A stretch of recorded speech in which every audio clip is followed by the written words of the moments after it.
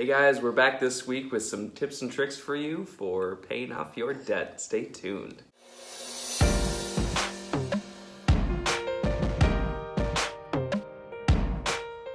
Hey guys, it's Zoey and Cory. And Erica. And we are here to help you continue your debt journey because it can be a long one. So hopefully these tips and tricks help you out. Number 1, tell your family and friends that you are about to embark on this journey. That way they're not asking you for money or asking you to take trips, or they understand when you have to say no to certain things. Having them in the know, I think, makes it easier. That's the first thing that we did, is we told our family and friends. They probably looked at us kind of weird, like, you guys are crazy. That's normal. Why are you trying to pay it all off super quickly?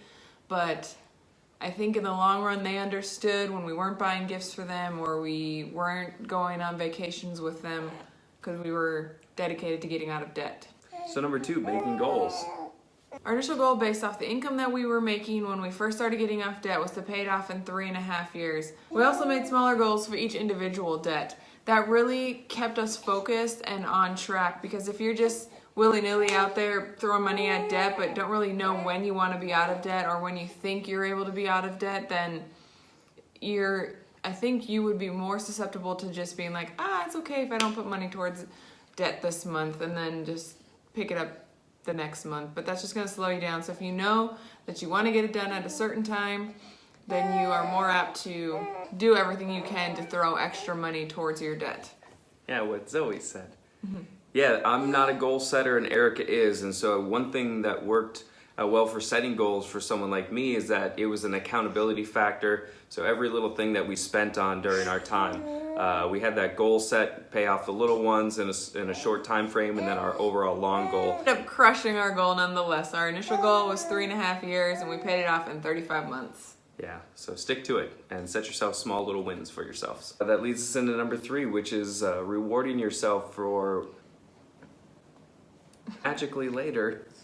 We're feeding Zoey on number 3. So number 3 is giving yourself a little reward for accomplishing some of your goals. So if you do set something small and you end up paying that off, or you pay something off ahead of time and you're really doing well, go ahead and treat yourself to something nice. Don't go outlandishly over the top with spending a bunch of money, but give yourself something nice, whether it's a small trip with your family or something that you've been really wanting for. Buy some shoes. Yeah, go on a shopping spree now. Not shopping spree. Yeah. Buy an article of clothing if that's what you want. Or number 3, reward yourself. Number 4, budget for things that you like a reward, or budget for things every month that you might need. And don't forget to budget for things that make you feel good. Sure. I don't want to say entertainment because it might not be entertainment, but for us, we just call it our entertainment fund. Exactly. And that's our just go and willy-nilly spend whatever you want kind of fun. It's our little drug release. But don't forget to budget for your sanity. Otherwise, if you are super stickler and not letting yourself do anything, and you're cutting back on everything, and you're not having a life because you're paying off your debt, then it's only going to go downhill from there. So don't forget to budget for something here and there that's going to keep you sane. Number 5, don't buy gifts for a year. We did this for a couple of the years during our debt-free journey, and even though in the grand scheme of things it might not be a large percentage of your overall debt, for us it definitely wasn't, but those few hundreds or even maybe a couple thousands of dollars a year around Christmas time and birthdays throughout the year, especially with a large family like I have and a growing family like Erica does, then it tends to add up over time, and that's money that you could be throwing towards your debt. Number 6, if you are feeling in a rut or you just got done, like something came up that you had to spend money on, then try doing a no-spend week or a no-spend month. And by that, I mean, obviously you're gonna have to pay for groceries and gas, but I always go back to the coffee reference, but try not getting a coffee for a week, or try not spending any extra money that week on anything other than the necessities. That'll help you keep on track and keep moving forward after something that just might have been unexpected in your budget. Yeah, or even maybe try to not spend any of your entertainment budget for that month or week. and that'll get you maybe even a little more motivated that you can spend less and save more and put more towards your debt. Number 7 is getting the support that you need. Now, Eric and I don't really discuss our finances or finances with coworkers or a lot of our friends, but there's so many support structures out there for you. Whether it's on Instagram or Facebook, there's plenty of support sources out there for you. Along with social media, joining Dave Ramsey has a Facebook group. There's also books and podcasts. So if you're not motivated or you want to hear, you need a success story, then there's so many out there, and then that will get you re-motivated. I try to make it a habit of trying to listen to at least one a week, and that keeps us motivated for our future financial goals that we have now that we're out of debt. Yeah, there's a lot of people that surround you that will not understand what you're doing, and if you're on this journey, you're probably the minority. So these podcasts and social structures really provide. Oh wow, that was like a lot there, Pumpkin. Something? Okay. There's also a bunch of Instagram folks out there that are also paying off their debt, and they post how their monthly budget's going. They post what their current debt was, or what their starting debt was, and what their current debt was. So just if on Instagram, search a few hashtags like debt-free community, debt-free, and you'll find a bunch of people that are also pursuing the same thing that you are. So that takes us to number 8, which is find an accountability partner in real life as well. So we have each other, but it's also nice to have an accountability couple if you're a couple. Somebody else that you can talk to, somebody who else relates to you, somebody else who knows what's going on, but then also somebody that's going to keep you on track. And so if you're single, find a friend or a parent or family member of some sort that's going to not judge you for what you're buying, but kind of maybe be like, why'd you just buy that pair of shoes? You don't need those. So find somebody in real life to help keep you accountable. Number 9 is, simply put, just cut up your credit cards. If you have a lot of consumer debt, a lot of credit card debt, just get rid of them for a while and don't have a temptation there. Get rid of them altogether. Go ahead and cut them up. That brings us into number 10, which is if you're responsible with credit cards and you like to travel and traveling keeps you sane, but there's a thing called travel hacking. You can really utilize credit card reward points to do things or go places or stay in hotels without spending a dime. When I was back in stateside for tech school, I wanted to go home, and we had enough credit card points that I was able to buy a ticket to go home to see my family while I was back home. Now, only do this if you can pay off your credit card in full and you're only using it for your necessary things, your utilities, your cable, your phone bill. Put everything on there, your groceries, but pay it off every month, and that's only if you're responsible. We'll link some websites below that can get you started on travel hacking that will help you out. Moving on to number 11 is free entertainment. Anything that you guys can do that you typically spend money on. Try to find ways to do things for free. Find free or cheap things to do. So free would be hiking if you're near the mountains, or going to a park and having a picnic. I mean, you still got to spend money on food, but it's going to be a lot less cheaper than going out to a restaurant, getting an appetizer, getting a meal, getting a beverage or two. There's ways out there to mitigate spending money. Number 12. If you're having a bad month or a bunch of unexpected expenses come up and you're unable to put any extra money towards debt, don't get down on yourself. Just pick it back up the next month. I kind of like to equate it to having a bad cheat day on food. You don't want to have to start you're not starting all the way over.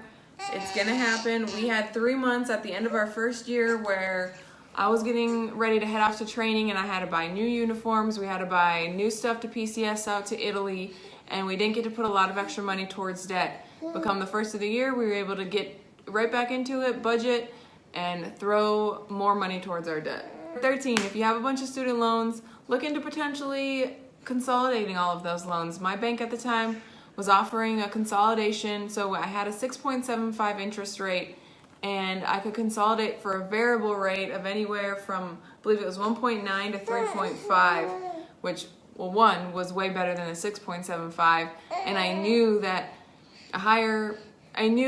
even if it were to vary between those options, the 1.9 and 3.5, that we were going to pay it off soon enough that it wasn't going to matter. But that really saved us. That one, lowered our payment on that debt, so then we could throw that money towards the next debt or the debt that we were working on, and then also saved us on interest. So look into some student loan consolidation options if you have a bunch of student loans like we did. Yep. Number 14, our last tip for you guys. If you're still coming up at the end of the month, not having that much extra money to throw towards your debt, you've cut all of your expenses that you can with still being able to remain sane, you might have to find another way to make extra money. You can sell things around your house, pick up a side hustle, apply for a promotion, apply for a job that makes more money. Know what you're worth and do what you can to make more money. Otherwise, it's just going to be miserable. Don't be afraid to apply for that promotion within your job, or don't be afraid to go out and look for a job where you're gonna make a little bit extra money instead of picking up 2 jobs where you're working all of the time. But you might have to do that too. Pick up the classic example on Dave Ramsey's is delivering pizzas. Do that a couple nights a week, or go be a server, or find any way to increase your income, because that's going to help you pay off your debt quicker. I applied to become an officer in the military, which increased my income greatly. So after that first year, our income increased a lot, which allowed us to be aggressive, even more aggressive on our debt, but still remain sane and budget here and there for things that we wanted to do. Cory also had to test to make his next rank, which increase his income as well. So while neither of us picked up an extra job, we did do what we needed to do to make more income with what we currently do. Cory volunteered for a deployment. We sold stuff around the house. Any extra money we had, we threw towards that debt. So don't just think that you can't do it because your current income doesn't allow you to throw extra money towards your debt. Yeah, you guys gotta hustle towards making more money. She's gonna cut me off. I'm super passionate about this one because I think so many people are discouraged because they're not making enough money. And 3 years ago, I would have felt the same way. But there's so many other options out there to make money. Google side hustles. I'll try and find some links and link them below. There's ways out there to make extra money that can help this go quicker for you. Don't settle and think that you can't ever do it because of what you currently make. That's it. Nailed it.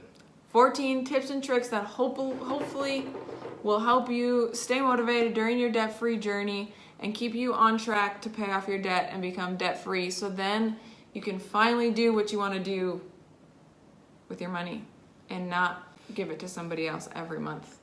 Feels good, doesn't it? Yeah, it sure does. When you don't have to pay anybody anything, you start making more money, and then all of that more money that you're making becomes yours and not someone else's. Feels really good. We want you guys to knock it out and crush it, and we're here to help you support, and we're here to be your cheerleaders. If you have any comments or questions or any tips and tricks that you might have, throw them in the comments below. We're here. Don't be afraid to comment or email us or do whatever if you have any questions about getting out of debt, because it's something we're really passionate about. It's changed our lives forever, and we want to help others realize that they can be in the same boat that we are. If you guys like this video, hit the like button. If you want to watch our debt-free series, click up here in the link. We'll have the rest of the videos linked below as well. But this really sums up our How to Get Out of Debt series. And if you have any other kind of money content videos that you want to, if you have any other video topics that you want us to cover, go ahead and throw those in the comments and we can make other money related content for you guys. We'll see you next week.